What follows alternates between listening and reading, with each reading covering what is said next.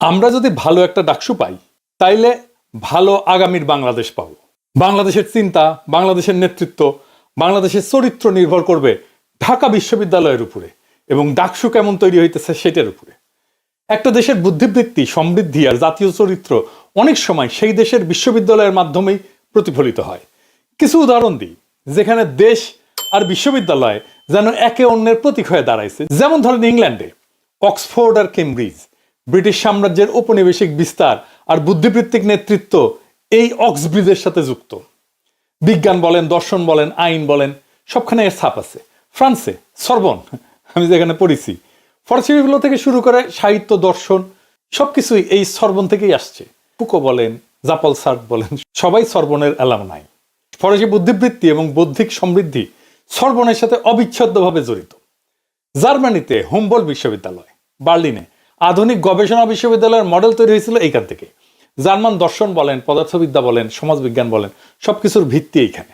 আমেরিকাতে যেমন হার্ভার্ড আছে, MIT আছে, স্ট্যানফোর্ড আছে। আমেরিকার অর্থনৈতিক সমৃদ্ধি, প্রযুক্তি, উদ্যোক্তা সংস্কৃতির প্রতীক হয়ে আছে MIT আর স্ট্যানফোর্ড। আর রাজনৈতিক আর আইনি চিন্তার প্রতীক হয়ে আছে হার্ভার্ড। এক এক দেশে এক একটা বিশ্ববিদ্যালয় জাতীয় বুদ্ধিবৃত্তির সিগনেচার, যেটা কেবল শিক্ষা প্রতিষ্ঠান না, বরং সেই দেশের ইতিহাস, রাজনীতি, সংস্কৃতি আর সমৃদ্ধির প্রতীক হয়ে যায়। তাই ঢাকা বিশ্ববিদ্যালয়ে যে ছাত্র সংসদ নির্বাচন ডাকসু হইতে যাইতেছে, সেইটা এই বিজয়ীদের কাছে দেশবাসীর একটা প্রত্যাশা থাকবে। কারা এখানে বিজয়ী হবে সেটা দেশবাসীর একটা আকাঙ্ক্ষা থাকবে। আজকের আলাপটা সেইটা নিয়ে।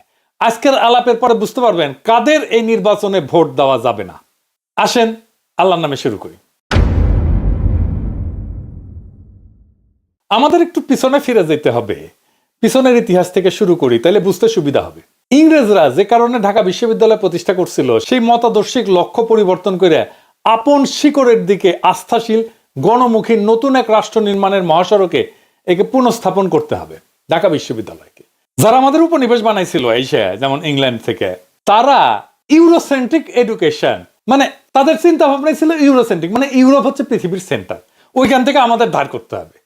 এখানে ইউরোপীয় শিক্ষা, সংস্কৃতি এবং সভ্যতার বিষয়বস্তুকে অগ্রাধিকার দেওয়া হয়। এই ব্যবস্থা বদলে ফেলে বাংলাদেশি জাতি গঠন প্রক্রিয়াকে জোরদার করার লক্ষ্যে এদেশের মানুষের মুসলিম সত্তার প্রতি শ্রদ্ধাশীল এক নতুন শিক্ষা ব্যবস্থার প্রবর্তন ঘটাইতে হবে। কঠিন এই লক্ষ্য অর্জনের জন্য প্রথমে বুঝতে হবে কিভাবে হিন্দুস্তানে ঢুকে ব্রিটিশেরা ধীর পায়ে আগাইছিল। তারা 1757 সালে প্রথমে দখল করে বাংলার নবাবী সিরাজউদ্দৌলাকে পরাজিত করে। 1765 সালে বক্সারের যুদ্ধে মীর কাসিমের পরাজয়ের ভিতর দিয়ে এই দখল সম্পূর্ণ হয়। বাংলার নবাবদের, মুর্শিদাবাদের দরবারের আমির আমত্তদের ভেতরে হিন্দু মুসলমান মোটামুটি সমান সমান থাকলেও ইংরেজরা মুসলমানদের সন্দেহের চোখে দেখত এবং শত্রু হিসেবে গণ্য করা শুরু করলো। মুসলমানরা ইংরেজদের কাছে বিশেষ করে শত্রু হয়ে পড়ার দুইটা কারণ থাকা সম্ভব। এক, ইংরেজরা মুসলমানদের নবাবী উৎখাত করে ক্ষমতা দখল করছিল, ফলে দরবারে মুসলমানদের উপরে বাড়তি নজর রাখতো। তারা এদেরকে নবাবের স্বাভাবিক বন্ধু ভাবত। বিপরীতভাবে তারা মুসলমান বিদ্বেষী সাম্প্রদায়িক ভাবনা থেকে হিন্দুদেরকে বন্ধু হিসেবে গণ্য করত।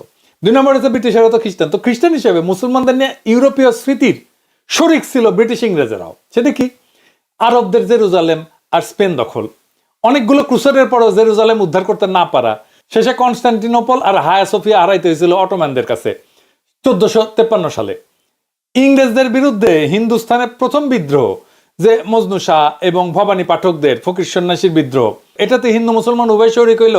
খ্রিস্টান ইংরেজের বিশেষ শত্রু মুসলমানদের সঙ্গে শাসক ইংরেজের দূরত্ব বাড়তেই থাকে। আর বিপরীত দিকে হিন্দুরা আরো কাছে চলে আসে ব্রিটিশদের। সেই বিন্দু থেকে ডিভাইড অ্যান্ড রুল তত্ত্ব বিকশিত হইতে থাকে, মানে এদেরকে ভাগ করে রাখো এবং শাসন করতে থাকো, এবং কার্যকরভাবে এটা প্রয়োগ করতে থাকে ইংরেজ শাসকেরা। 1793 সালে চিরস্থায়ী বন্দোবস্ত প্রবর্তনের মাধ্যমে ইংরেজরা হিন্দুস্তানে হিন্দু মুসলমানের ভেতরকার ফ্যাসাদকে রাজনৈতিক রূপ দিতে কাজ শুরু করে এবং কয়েক বছরের মধ্যে একে পাকাপাকিভাবে প্রতিষ্ঠা করতে সক্ষম হয়। জমির নয়া বন্দোবস্তে অল্প সংখ্যক মুসলমান বাদে সংখ্যাগরিষ্ঠ জমিদারি ছিল হিন্দু। এইখানে খেয়াল রাখা দরকার, হিন্দুস্তানের নিম্ন বর্ণের গরিব হিন্দু আর বৌদ্ধরা ইসলামের সমতার প্রেরণায় আকৃষ্ট হয়েছিল বলে স্থানীয় মুসলমানরা প্রায় সবাই ঐতিহাসিকভাবে গরিব ছিল।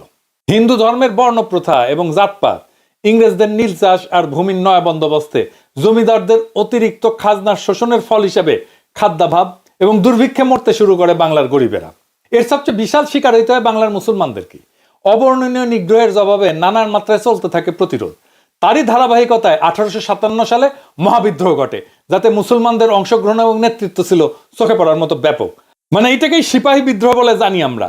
এই 1857 সাল, এই 1857 সালে ব্রিটিশদের বিজয় চূড়ান্ত রূপ লাভ করে এবং মুসলমানদের রাজনৈতিক প্রতিরোধ পুরোপুরি বিপর্যস্ত হয়ে যায়, পরাজিত হয়ে যায়। 1857 সালের পর থেকে ব্রিটিশরা হিন্দুস্তানে তাদের শাসনের জন্য ইউরোপীয় মন মানসিকতার মানুষ বানানো শুরু করে শিক্ষা ব্যবস্থার ভিতর দিয়ে। সেই লক্ষ্যে বাস্তবায়ন করতে 1857 সালে সরকারি ভাষা পরিবর্তন ঘটায়, ফার্সির বদলে ইংরেজি প্রতিষ্ঠা করে। মানে আগে ছিল ফার্সি, এখন ইংরেজি প্রতিষ্ঠা করে। বেশিরভাগ মুসলমানদের রাষ্ট্র, সরকার এবং রাজনৈতিক নেতৃত্ব পরাজিত হবার পরে এরা নিঃস্ব হইয়া ইংরেজের প্রবর্তিত আধুনিক শিক্ষায় খুব কম সংখ্যায় ঢুকতে থাকে। বহু আগে ইংরেজদের কোলে ওঠা হিন্দুদের সাথে কিছু মুসলমান তাল মেলাইতে চেষ্টা করে। একই সঙ্গে হিন্দুস্তান 1857 সালের পর কোম্পানি শাসন থেকে ব্রিটিশ রাজের শাসনে উন্নীত হয়, সরাসরি ব্রিটিশরা শাসন করতে শুরু করে। এই ব্রিটিশ ক্রাউনের কাছে প্রজা হিতৈষী নীতির মানে ছিল শরীরের রং কালো হইলেও একজন ইন্ডিয়ান রুচিতে যেন স্থানীয় ইউরোপীয় হয়ে ওঠে। অবশ্য 1857 সালের আগেই বিশ্বখ্যাত সমাজবিজ্ঞানী জন স্টুয়ার্ট মিল, যিনি ছিলেন ইস্ট ইন্ডিয়া কোম্পানির একজন প্রভাবশালী বোর্ড মেম্বার, জানেন তো, তার অনুপ্রেরণায় হিন্দুস্তান সিভিলাইজিং প্রজেক্টের আওতায় এদেশে ইউরোপীয় শিক্ষার প্রয়োগ শুরু হয়েছিল। মানে এদেরকে সভ্য করতে হবে, এরা অসভ্য। কিন্তু এত এত ঘটনা ঘটলেও বাংলার পূর্বাংশ, মানে এখন যেটা বাংলাদেশ, সেটা ছিল শিক্ষা এবং শাসনের কেন্দ্র থেকে অনেক দূরে। তাই পিছিয়ে থাকা পূর্ববঙ্গের মানুষ, যারা বেশিরভাগ ছিল মুসলমান, তাদেরকে কিছুটা উন্নয়নের ছোঁয়া দিতে ব্রিটিশরা 1905 সালে বঙ্গভঙ্গের ভেতর দিয়া পূর্ব বাংলাকে আলাদা প্রশাসনিক অঞ্চল হিসেবে ঘোষণা করে। কিন্তু ইংরেজ শিক্ষিত কলকাতার বর্ণ হিন্দু এবং পূর্বাঞ্চলের জমিদারেরা তাদের আধিপত্য বজায় রাখতে সামাজিক, সাংস্কৃতিক, রাজনৈতিক ক্ষেত্রে প্রবলভাবে এর বিরোধিতা শুরু করে। ফলে পূর্ববঙ্গের অধিবাসীদের অর্থনৈতিক অগ্রগতি সাধনের এই ব্রিটিশ প্রকল্প ব্যাপক বাধার সম্মুখীন হয়। এই জমিদার হিন্দুরা বোমাবাজি করে আগুন জ্বালা একের সারখার করে দিছিল। ওই সময় হিন্দু শাসিত প্রভাবিত অভিন্ন বঙ্গ ধরে রাখার প্রেরণা জোরদার করতেই রবীন্দ্রনাথ ঠাকুর বঙ্গভঙ্গের প্রতিক্রিয়াতেই আমার সোনার বাংলা আমি তোমায় ভালোবাসি এই গানটা রচনা করেন। অর্থনৈতিক, সাংস্কৃতিক এবং রাজনৈতিকভাবে তৎকালীন অবিভক্ত বাংলার অধিপতি শ্রেণীর নেতৃত্ব হিন্দুদের সংঘবদ্ধ সংগ্রাম এবং প্রতিরোধের মুখে 1911 সালে মাত্র 6 বছরের মধ্যে ব্রিটিশ রাজ বঙ্গভঙ্গ রদ করতে বাধ্য হয়। যদি 1905 সালে গঠিত পূর্ববঙ্গ পৃথক রাজ্য হিসেবে টিকে যেত, তাহলে অল্প কয়েক বছরের মধ্যে নিশ্চয়ই এর রাজধানী ঢাকায় বিশ্ববিদ্যালয়, মেডিকেল কলেজ, ইঞ্জিনিয়ারিং কলেজ অনেক কিছু প্রতিষ্ঠিত হইত। তো ব্রিটিশ রাজের এই সিদ্ধান্ত পরিবর্তন হয়, পূর্ববঙ্গের মানুষরা আবার সেই পুরনো বঞ্চনার রাস্তায় ফিরে যায়। ফলে হিন্দু অধিপতি শ্রেণীর বহু বাধা ছিন্ন কইরা, বহু ক্লেশ সহ্য কইরা ঢাকায় প্রথম স্বতন্ত্র বিশ্ববিদ্যালয় প্রতিষ্ঠা হয় অনেক দেরিতে, 1921 সালে। ব্রিটিশ উপনিবেশিক আমলাতন্ত্র এবং কেরানিকুলে যাতে মুসলমানেরা স্থান না পায়, তাই তৎকালীন কলকাতার ক্ষমতাশালী এবং অভিজাত শ্রেণী ঢাকা বিশ্ববিদ্যালয় প্রতিষ্ঠার তীব্র বিরোধিতা করছিল। তবে সমস্ত প্রতিকূলতা উপেক্ষা কইরা 1921 সালে ঢাকা বিশ্ববিদ্যালয় প্রতিষ্ঠিত হয়। এর ফলে পূর্ব বাংলার মুসলিমদের ভাগ্য উন্নয়নের যে নতুন সুযোগ সৃষ্টি হয়েছিল, এতে কোনো সন্দেহ নাই। কিন্তু বাস্তবে যা ঘটছে তা হলো এই অঞ্চল শাসন করার জন্য একটা নতুন গোষ্ঠীর অভ্যুদয় হয়েছে, যারা মানসিকভাবে পশ্চিমের অনুরাগী, তাদের রাজনৈতিক এবং সাংস্কৃতিক ব্যবস্থার অনুসারী এবং স্বদেশের সম্পদ বিদেশে পাচারকারী একটা নব্য ধনিক এবং মধ্যবিত্ত শ্রেণী, যাদের কাছে দেশ একটা উপনিবেশ, যাদের কাছে বাংলাদেশের কোনো ভবিষ্যৎ নাই, সমস্ত ভবিষ্যৎ পশ্চিমে। ঢাকায় একটা বিশ্ববিদ্যালয় প্রতিষ্ঠায় ইংরেজদের অনেক উদ্দেশ্যে প্রধান 3টা উদ্দেশ্য ছিল: 1, ইংরেজ প্রশাসনের সহযোগী অনুগত কর্মচারী তৈরি করা; 2, উপনিবেশিক শাসকদের তৈরি রাজনৈতিক বন্দোবস্ত জারি রাখা; এবং 3, পশ্চিমা সংস্কৃতির প্রতি অনুগত এমন একটা শিক্ষিত জনগোষ্ঠী তৈরি করা, যারা ইংরেজ শাসনের পশ্চিম অভিমুখী যাত্রা চলমান এবং অব্যাহত রাখবে। এরা দেখতে বাদামি বা কালো রঙের বাঙালি মুসলমান হইলেও ভাবাদর্শ, মনন, চালচলনে হবে সাদা সাহেব এবং মেম সাহেবের বাচ্চা। প্রতিষ্ঠাকাল থেকেই এই বিশ্ববিদ্যালয় ইংরেজ সরকারের চাহিদা মতো নেতা, নেত্রী, আমলা, লুটেরা, বণিক, চামচা, শিক্ষক, বুদ্ধিজীবী, নানান পেশাজীবী তৈরির একটা কারখানায় পরিণত হয়। পূর্ব বাংলার খেটে খাওয়া কৃষক, মজুর, শ্রমিকদের হাড় ভাঙা পরিশ্রমের টাকায় গড়ে ওঠা এই প্রতিষ্ঠান শুরু থেকেই স্বদেশবাসীর উন্নয়নের উদ্দেশ্য এবং লক্ষ্যের সাথে বিশ্বাসঘাতকতা করছে। যাদের রক্ত, ঘাম এবং অর্থে এই বিদ্যাপীঠ পরিচালিত হয়, তাদেরই ইতিহাস, ঐতিহ্য, ধর্ম, বিশ্বাসের বিরুদ্ধে দাঁড়ানোর জন্য জনবল সৃষ্টি করাই হয়ে ওঠে ঢাকা বিশ্ববিদ্যালয়ের প্রধান ভূমিকা। কি তামাশা! তবে আপন কৃষ্টি সংস্কৃতি এবং দেশপ্রেমে উদ্বুদ্ধ হাতে গোনা অল্প কিছু দেশপ্রেমিক মানুষও এই বিশ্ববিদ্যালয় থেকেই বাড়াইছে।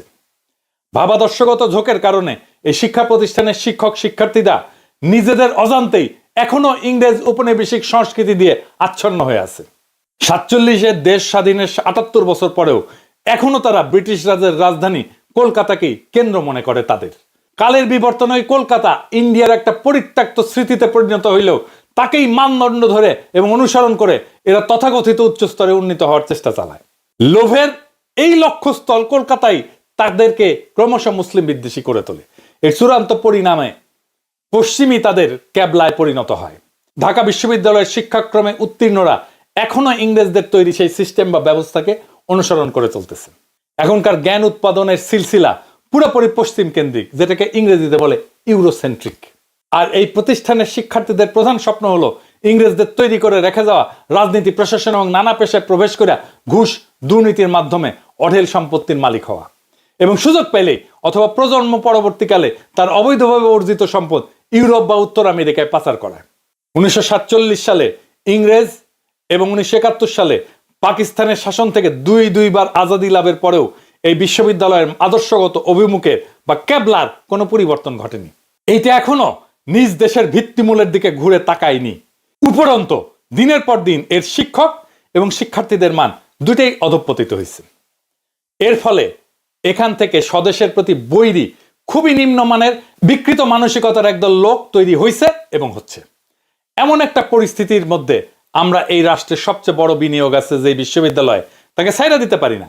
এর অভিমুখ অবশ্যই বদলায় দিয়া একে দেশ গড়ার সঠিক পথে স্থাপন করতে হবে। ঢাকা বিশ্ববিদ্যালয়ের বাংলা বিভাগের প্রথিতযশা অধ্যাপক মরহুম আহমেদ শরীফ ঢাকা বিশ্ববিদ্যালয়ের শিক্ষকতা জীবনের অভিজ্ঞতা এবং রাজনৈতিক হস্তক্ষেপ, সহকর্মীদের মধ্যে নীতিহীনতা এবং সামগ্রিকভাবে জ্ঞান চর্চার পরিবেশের অধঃপতনের বিস্তারিত এবং কঠোর চিত্র তুলে ধরে বিভিন্ন সময় লেখা, সাক্ষাৎকার, বক্তব্য ব্যাপক সমালোচনা করছেন। তিনি বলতেন, এখন ঢাকা বিশ্ববিদ্যালয়ের নীতি বলে কিছু নাই, আছে শুধু স্বার্থ। এখানে শিক্ষকতা পেশাটা নৈতিক ও বুদ্ধিবৃত্তিকভাবে দেউলিয়া হয়ে পড়ছে।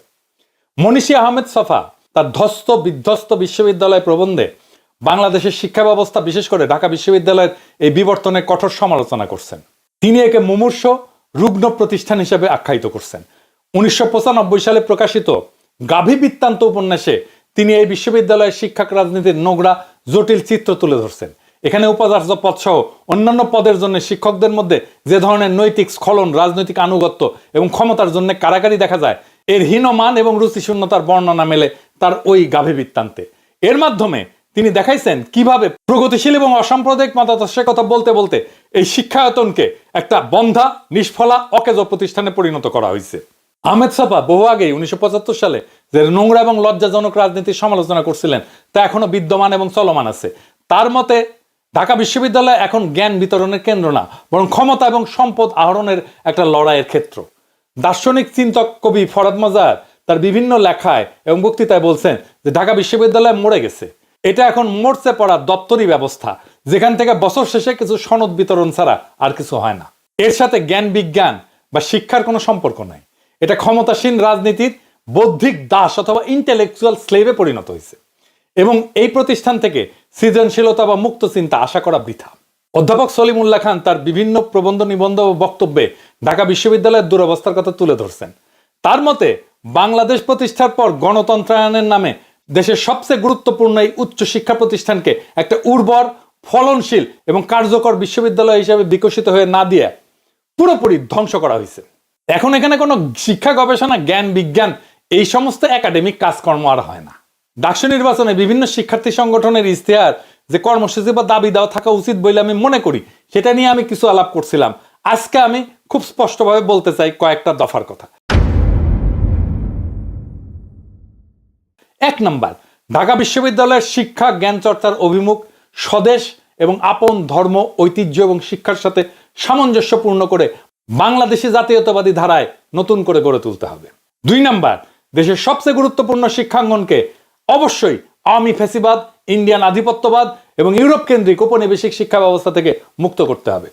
3 নম্বর, বিশ্বের শীর্ষ বিশ্ববিদ্যালয়ের শিক্ষা কার্যক্রম, গবেষণা কর্ম এবং প্রশাসন যেভাবে পরিচালিত হয় সেই আঙ্গিকে নতুন বিধিবিধান, নীতিমালা প্রণয়ন করে ঢাকা বিশ্ববিদ্যালয়কে পুনর্গঠন করতে হবে। 4 নাম্বার, 1973 সালে হাসিনার বাপ মুজিব প্রবর্তিত বিশ্ববিদ্যালয় অধ্যাদেশ বাতিল করে এখানে শিক্ষকদের দলবাজি নিষিদ্ধ করতে হবে। ভোটের মাধ্যমে ভিসি, ডিন এবং বিভিন্ন পদে নিয়োগের প্রক্রিয়া বন্ধ করতে হবে। 5 নাম্বার, শিক্ষকদের যথেচ্ছাচার, অবিচার, ফাঁকিবাজি এই সমস্ত রোধে তাদের জন্য মূল্যায়ন বা রেটিং ব্যবস্থা চালু করতে হবে। শিক্ষার্থীদের মতামতের ভিত্তিতে শিক্ষকদের মূল্যায়ন ব্যবস্থা চালু করে তা সবার জন্য উন্মুক্ত করে দিতে হবে। পাশাপাশি সরকারি চাকরির মতো চিরস্থায়ী নিয়োগ পদ্ধতি থেকে বাইর হইয়া উচ্চ বেতনে মেয়াদ ভিত্তিক চুক্তিতে শিক্ষক নিয়োগ দিতে হবে।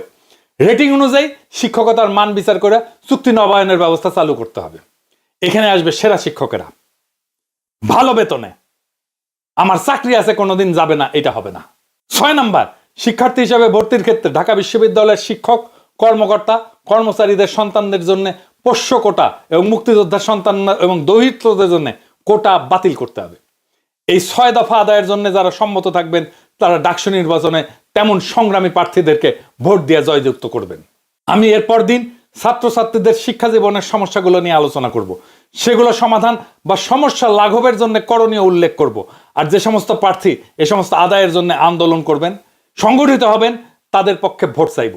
ঢাকা বিশ্ববিদ্যালয় শুধু একটা শিক্ষাঙ্গন না, এটা বাংলাদেশের ভবিষ্যতের প্রতীক, রাষ্ট্রের বুদ্ধিবৃত্তির কারখানা। তাই ডাকসু নির্বাচন কোনো সাধারণ নির্বাচন না, বরং আগামী দিনের বাংলাদেশ কেমন হবে তার পূর্বাভাস। আমরা যদি আজকের দিনে সঠিক নেতৃত্ব, সঠিক অভিমুখ আর সঠিক লক্ষ্যকে বেছে নিতে পারি, তবে আগামীর বাংলাদেশ হবে স্বাধীন চিন্তার, সমৃদ্ধির এবং মর্যাদার বাংলাদেশ। আজকের আলোচনা আপনাদের কাছে শুধু ইতিহাসের পাঠ না, আগামী দিনের শপথও। আমরা যদি চাই ঢাকা বিশ্ববিদ্যালয় আমাদের স্বপ্নের বাংলাদেশ গড়ুক, তবে ডাকসু নির্বাচনকে অবশ্যই সেই পরিবর্তনের হাতিয়ার বানাতে হবে। ভুল প্রার্থীকে ভোট দেওয়া মানে শুধু একটা পদ নষ্ট করা না, মানে পুরো জাতির দিকভ্রান্তি। আর সঠিক প্রার্থীকে ভোট দেওয়া মানে ভবিষ্যৎ প্রজন্মের জন্য সঠিক রাস্তা তৈরি করা। এবার সিদ্ধান্ত আমাদের, আমরা কি ইতিহাসের বোঝা টেনে নিয়ে যাব নাকি ইতিহাসের নতুন অধ্যায় লিখব। আমি আশা করি ঢাকা বিশ্ববিদ্যালয়ের ছাত্রছাত্রীরা ডাকসু নির্বাচনের মধ্য দিয়ে ইতিহাসের আর এক নতুন অধ্যায় লিখবে। ইনকিলাব জিন্দাবাদ।